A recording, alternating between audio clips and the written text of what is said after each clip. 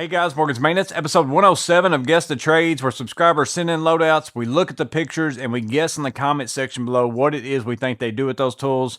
Well, back in episode 106, we looked at Christopher Becky. He actually had two different loadouts for two different reasons. His first loadout was a Vito Pro Pack SPMC, and then he also had some DeWalt T-Stack drawers that were full of all sorts of tools. And then loadout number two was his Vito TPXXL. He also had some Tough Built pouches. But what was it that he did in both those loadouts? Well, he actually answered TPG's comment and said his first loadout, so the Vito SPMC and those Tough Stack drawers, he said that was for DIY, home projects, any kind of building things that he might do, whether it's for himself, friends, whatever it might be. And then that second loadout, the TPXXL and those Tough Built pouches, that was for HVAC. So a lot of you guessed the HVAC side. You got that from the second loadout pretty easy. I don't remember if anybody guessed the first loadout exactly right, but good guessing on everybody. Appreciate you, Chris, for sending your loadout. On episode 107 today, we're going to look at one loadout as well.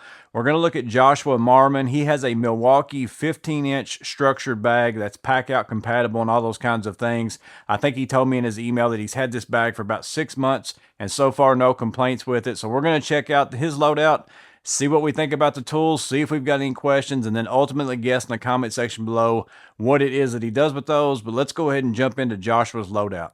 So again, first picture, we're looking at a Milwaukee structured 15-inch PACKOUT bag. You can also see some PACKOUT in the back. I don't think we get into those in this Guess the Trade. Also an HDX tote back there in the background as well. Got a hammer strapped up to the top. Some electrical tape that you can see. Looks like some earplugs or some hearing protection. Next picture, bag opened up. He does pull all these tools out, so I'm not going to go crazy zooming in here. I'm seeing some Milwaukee pliers, even the butter pliers. Seeing the Klein ball handle, also some of the, I believe it's the Klein nut drivers, but that could be Weehaw possibly as well. I'm seeing lots of Klein pliers as well. I think also some shears back there, Vera screwdriver. So a mix of some different tools. I even see a Milwaukee, I think 13-in-1 in the back right. But next picture, we'll see them all out and about. So I'll go ahead and zoom in a little bit here. We'll start at the top and go over to the left. Looks like we've got the Klein pocket driver. That's actually one of my favorite of the Klein pocket drivers. I like the 13-in-1, the little plumber's one with the blue, with the magnet and all that stuff. I like that, but I really like how that little slide works on this pocket driver right here. I actually kind of like that. He's got a small stubby as well. Also, it looks like a, what I would call a demo on the slotted driver, or a tang through is what Vessel calls it. We've also got Milwaukee strippers, a couple different pairs of Kleins. One of the Klein yellow handle is for the NM cable or Romex as far as taking the sheeting off. Also looks like, I think the blue handle and the yellow handle there, I believe those are both Klein as well, as far as the lineman and like the needle nose cutters. And then he's also got a pair of the Knipex diagonals. I think those are the angled versions, which is my preferred. A pair of Wiss scissors. Looks like he's also got a file covered in electrical tape. He's got the Milwaukee tongue and groove pliers with a push button, and then he's also got a big pair of cable cutters that are by Milwaukee. A DeWalt right angle adapter, Craftsman adjustable wrench, Milwaukee 13-in-1, and then two insulated drivers from Klein. This looks like a square, probably square 2. Could be a square 1, but I think that's a square 2. And then a slotted.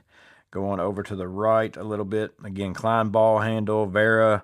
Also another slotted that is the, demo style. Also a Fluke non-contact voltage tester. A couple different bit drivers, Inkzall. Move on up some.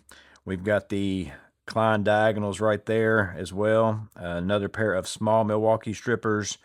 Maybe Occidental leather there. That's kind of the color of it. I don't know if that's what that is or not. And then we've got Klein on the small pipe level, and then we've got Milwaukee bit holders.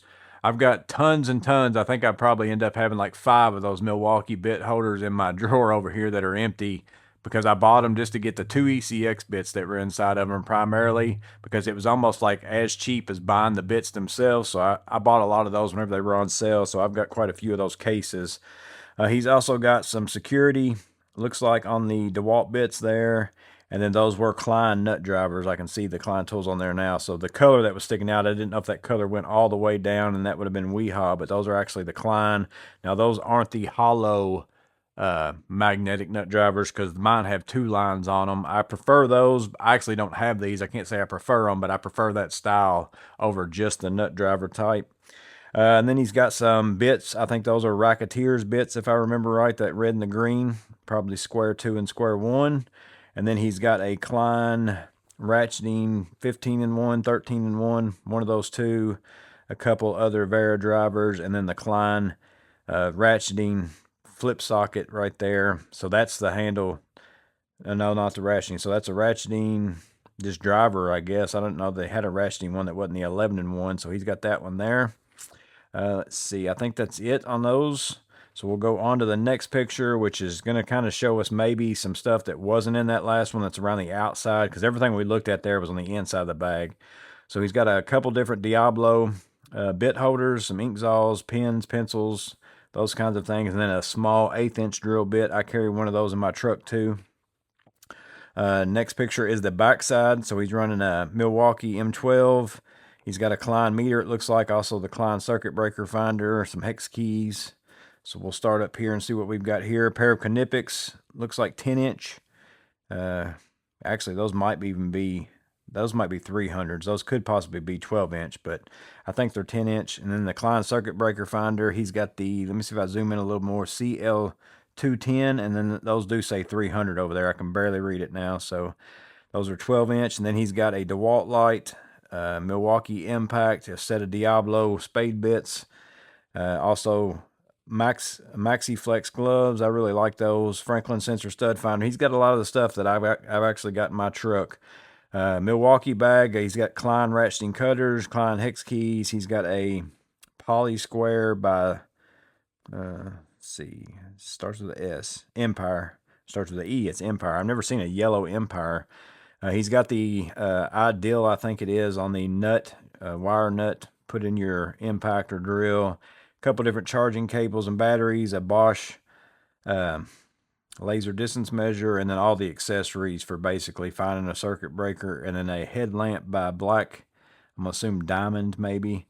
I don't know if we're going to see what's in that Milwaukee case or not. Maybe we will. Yeah, I'm assuming that's what this is. So pencil sharpener, some extra batteries, lots of extra writing utensils, whiteout, labels for wire labeling, also a large crayon, some GFCI stickers. Now you're getting into something where this right here, this little bag, out of all the tools that you just looked at, which several of the tools that we just looked at are pretty obvious, but just the small things inside this bag here put you in a certain field for sure. Like, most people aren't going to carry around these. Now, it could be 100% in that field, and it could be that you partially do things in that field, but you also do a lot of different things. That's kind of the boat that I'm in. You know, I do some of this work, but I also do all sorts of other things as well.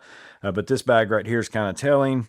And then we got over on the other side, we've got a Milwaukee 25-inch tape measure, Milwaukee jab saw, green, white, and black electrical tape. And then we've got a squeeze bottle of something. I can't read that, and I'm not, the coloring of the bottle isn't something that I've seen before. I can't read what that is, so your guess is as good as mine on that. And then there's his name, so that's the last picture. So this is the, I'm assuming, left side of his bag. If from us looking at the front, I can kind of see those earplugs up in the top. Here is that Milwaukee bag on the inside, kind of a little extra parts and things that he keeps inside of that bag. Next picture is all the stuff that is in the back side of the bag, including his meter, circuit breaker finder, all those kinds of things. Here it is loaded in there. Here's the, I'm going to assume, right side of the bag.